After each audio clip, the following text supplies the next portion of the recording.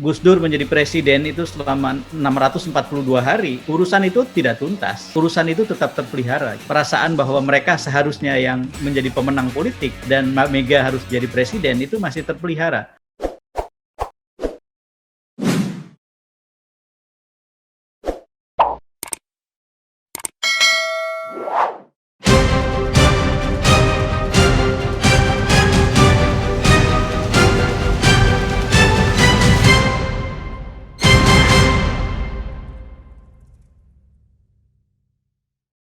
Ya, Assalamualaikum warahmatullahi wabarakatuh. Waalaikumsalam.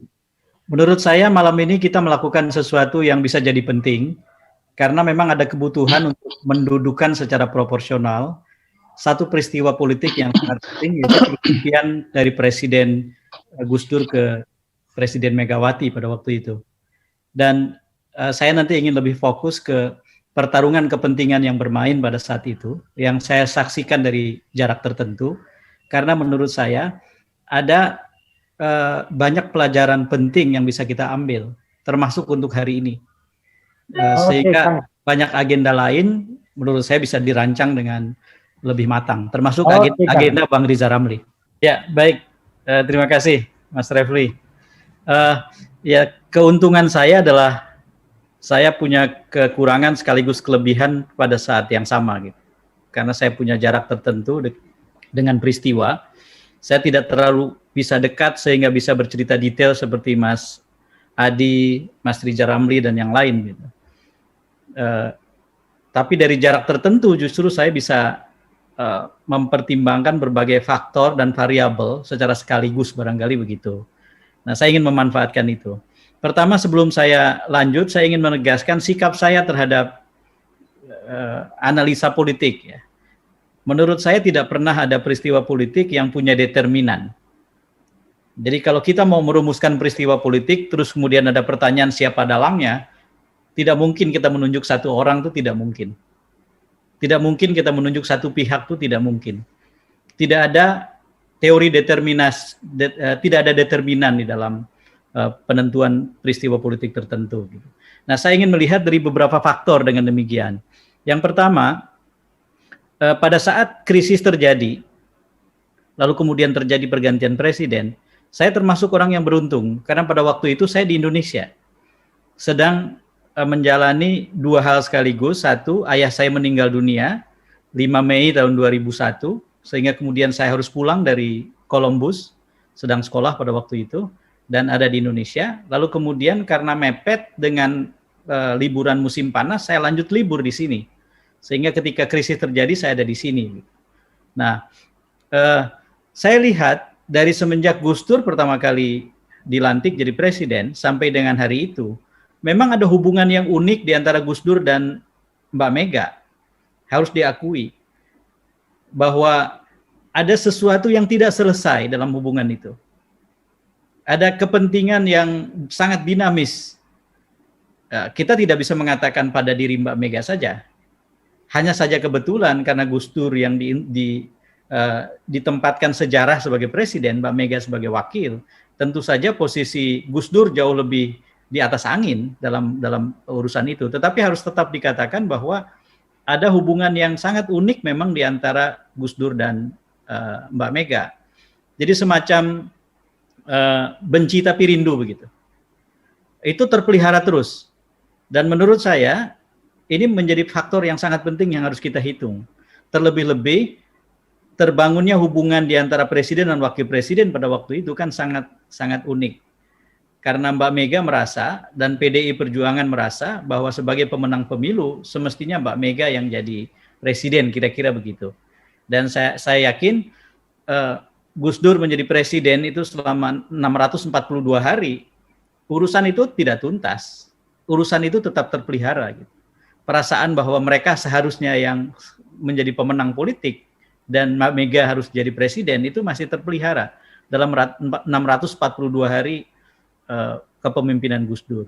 Jadi ada nomor satu itu. Sehingga ketika kemudian Mas Adi misalnya menjelaskan betapa peranan Mbak Mega itu penting, tentu sulit sekali membantah soal itu, baik secara logis maupun secara faktual. Lalu kemudian ada soal kedua yang menurut saya juga harus kita hitung pada saat itu. Semacam gemesnya Pak Amin dan Poros Tengah. Ini juga penting. Gemesnya Pak Amin ini, bahkan saya ketahui 1 hari sebelum nama Gus Dur akhirnya diajukan secara resmi di MPR. Pada waktu itu saya merasa beruntung diajak bicara sama Pak Amin Rais di tempatnya menginap di lantai 40 di Hotel Mulia. Seingat saya, selain ada saya, ada juga Mas Rijal Sukma pada waktu itu yang menemani Pak Amin. Disitulah Pak Amin bercerita tentang apa yang dia sebut sebagai maju kena mundur kena. Karena Pak Amin merasa bahwa Gus Dur ini sulit sekali dikendalikan. Besoknya itu harus diajukan, deadline besok harus diajukan resmi sebagai calon presiden dari Poros Tengah. Bahkan Pak Amin dalam pertemuan itu bercerita bahwa ada satu peristiwa yang amat sangat penting, kata Pak Amin, di Aceh, ketika saya membawa Gus Dur bertemu dengan para ulama Aceh untuk membuktikan bahwa memang Gus Dur baik jika jadi presiden untuk kita semua. Dan di hotel sebelum bertemu dengan para ulama Aceh, Gus Dur dan Pak Amin sudah bicara dulu, kata Pak Amin. Dan disepakatilah poin-poinnya seperti apa, sekalipun hanya sepintas. Lalu kemudian di depan para ulama Aceh itu justru Gus Dur berbicara dengan amat sangat berbeda. Antara lain mengatakan semestinya Mbak Mega yang jadi presiden gitu. Semacam itulah, entah bercanda atau tidak. Sehingga salah satu ulama yang paling terkemuka yang ikut pertemuan itu sampai menelpon Pak Amin ba'da subuh sehari setelah pertemuan itu. Dan kemudian merasa, oh saya nggak bisa punya pegangan kalau gini di Aceh dengan para ulama. Jadi Pak Amin merasa bahwa kalau pencalonan Gus Dur ditarik mundur lagi, tidak mungkin. Proses politik sudah begitu jauh, dan yang Pak Amin paling tegaskan pada waktu itu adalah, saya tidak mungkin membiarkan orang NU dan Muhammadiyah bunuh-bunuhan.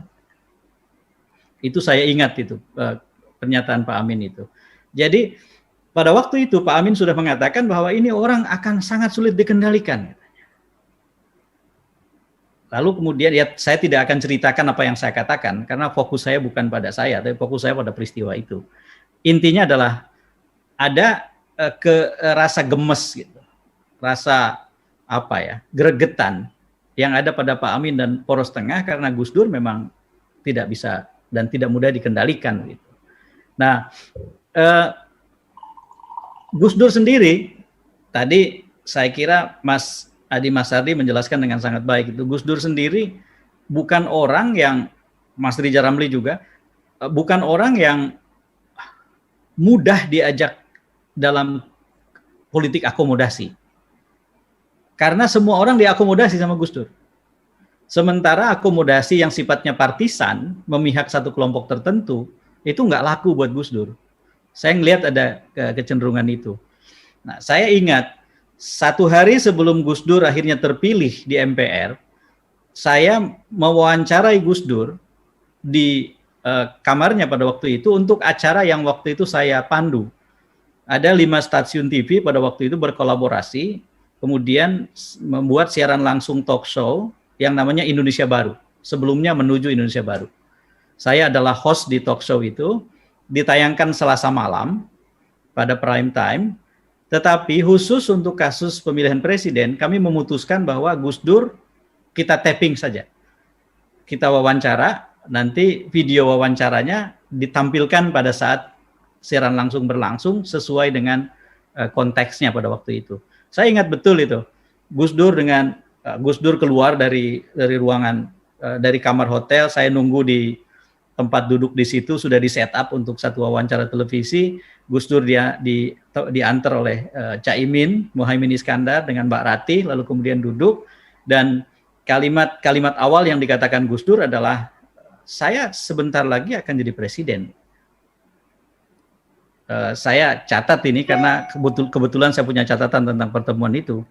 Dan pemerintahan akan saya kendalikan tanpa ada seorang pun atau satu kekuatan pun yang bisa mendikte saya.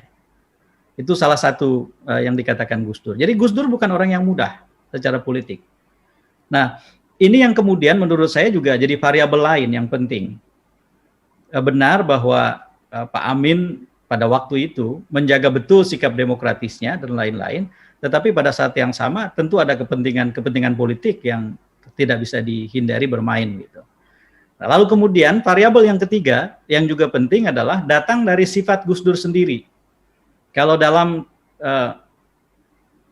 disiplin perbandingan politik, Gus Dur itu memiliki satu kualitas yang sangat penting yang disebut sebagai inisiatif transisional. Gus Dur adalah pemimpin yang punya inisiatif transisional yang sangat kuat, yaitu yang berani mengambil langkah-langkah yang tidak lazim karena nilai lama sudah ditolak, nilai baru belum terbangun. Aturan lama dianggap lapuk, aturan baru belum disusun. Sesuatu yang dianggap masa lalu dianggap sebagai kesalahan, masa yang baru sedang ditata. Nah, dalam keadaan itu kemudian aturan-aturan yang ada tidak bisa digunakan kadang-kadang. Patsun atau tata krama politik yang dianggap lazim sebelumnya sudah dianggap tidak lagi bisa berguna gitu. Nah, disitulah kemudian Gus Dur memainkan peranan sebagai pengambil inisiatif transisional yang sangat berani menurut saya. Ini bagian yang sangat penting. Salah satu yang dihasilkan oleh Gus Dur pada waktu itu adalah desakralisasi kekuasaan. Kekuasaan tidak lagi sakral. Bukan hanya istana yang tidak sakral, tapi kekuasaan. Kekuasaan menjadi sesuatu yang jadi perbincangan sehari-hari, tersentuh, sesuatu yang real buat orang kebanyakan gitu. Tapi pada saat yang sama, kadang-kadang muncul juga aspek ungovernability, ketidaktertataan pemerintahan dari inisiatif transisional Gus Dur ya. Saya tidak ingin bicara soal prestasinya, saya tidak ingin bicara soal kebijakan ekonomi dan hasilnya, tetapi yang saya ingin katakan adalah tata kelola pemerintahannya. Dan kita punya banyak catatan lah soal itu. Mas Refli tentu karena ahlinya pasti juga punya banyak catatan tentang itu. Nah, setiap Gus Dur menambah inisiatif transisional, biasanya musuhnya bertambah. Ada banyak cerita bagaimana Gus Dur mengambil inisiatif yang tidak populer di kalangan elit, lalu kemudian menimbulkan percikan, ketegangan, dan konflik politik baru pada saat itu.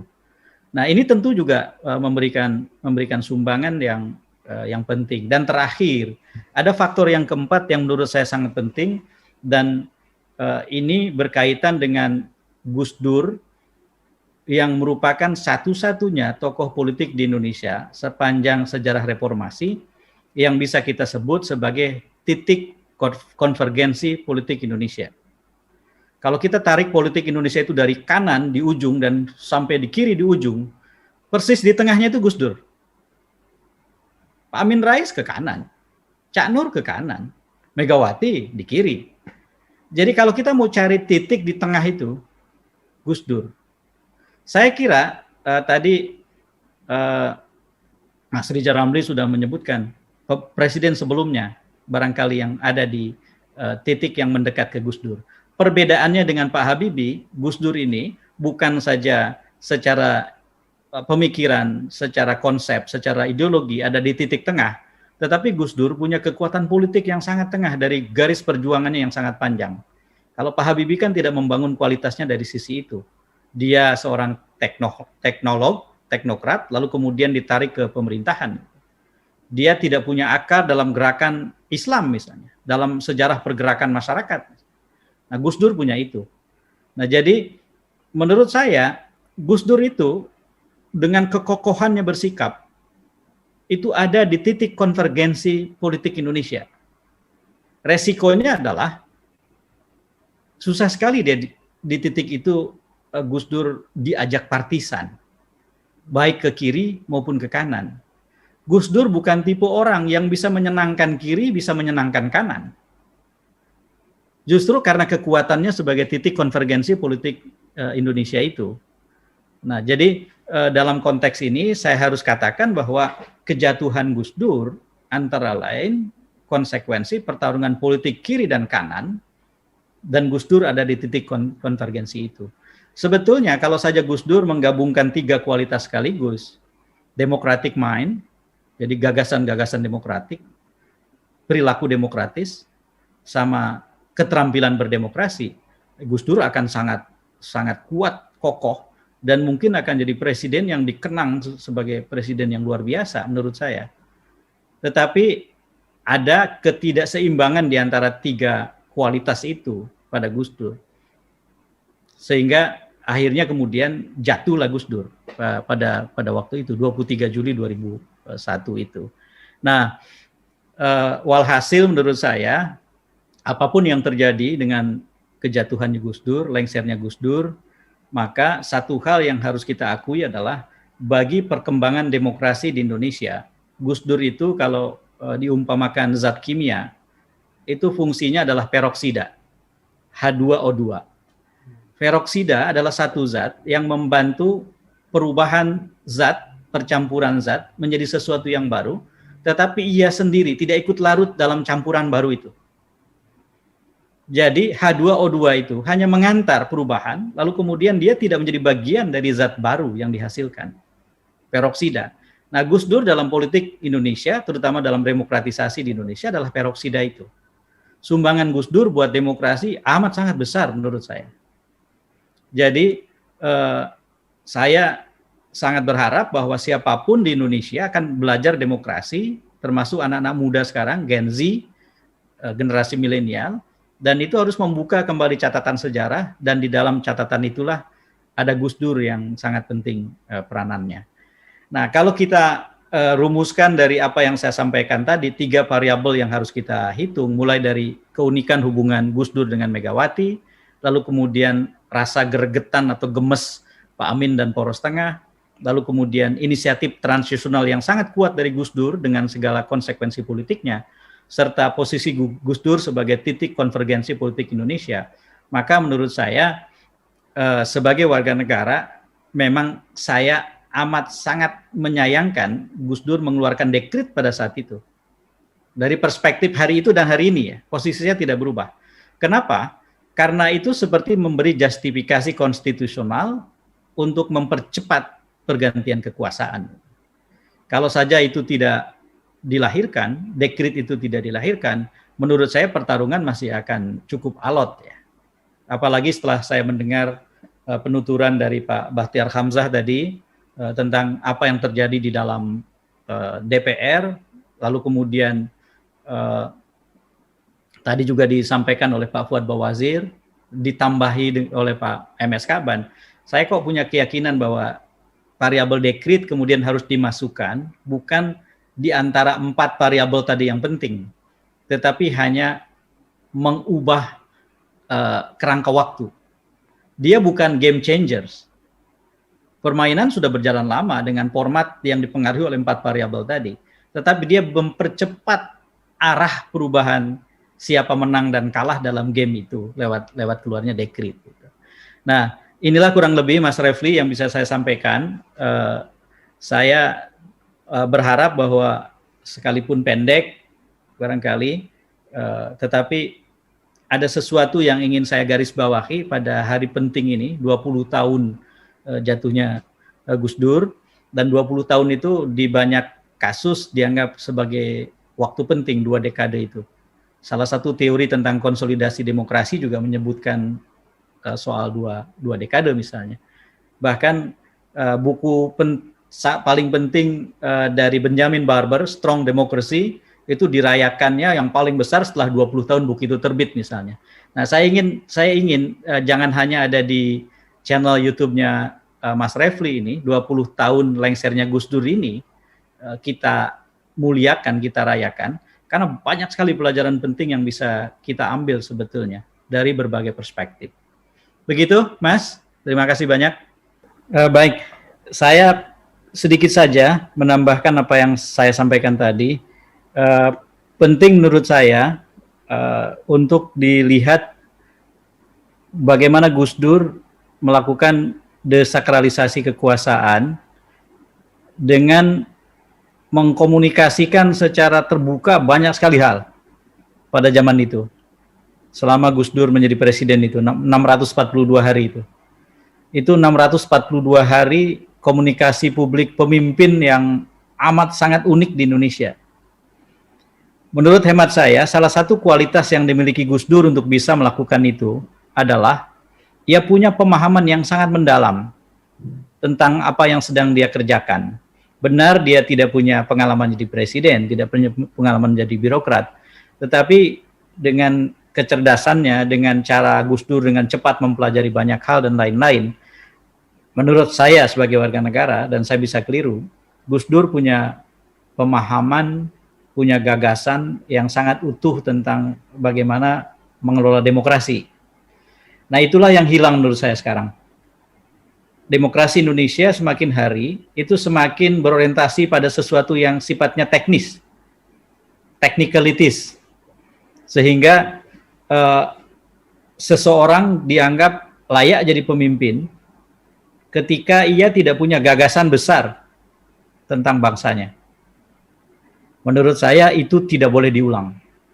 Ke depan ketika kita memilih pemimpin, gagasan besar tentang bangsa yang dipahami secara mendalam, pemahaman yang utuh, komprehensif tentang demokrasi dan bagaimana demokrasi bekerja, bagaimana mengkomunikasikan berbagai persoalan dengan melibatkan publik sebagai orientasi dan bagian penting, itu menjadi salah satu yang amat sangat krusial. Jadi terlepas ada waktu yang lumayan jauh, ada rentang waktu yang lumayan panjang antara Gus Dur jatuh 23 Juli 2001 dengan terpilihnya presiden yang terakhir, dilantiknya presiden yang terakhir 20 Oktober tahun 2014, terlepas dari ada rentang waktu itu, pelajaran Gus Dur yang penting antara lain itu. Tinggal memang sekali lagi tidak ada pemimpin yang sempurna, tidak ada manusia yang sempurna. Apa yang kurang pada Gus Dur harus dimiliki oleh calon pemimpin lain di masa yang akan datang.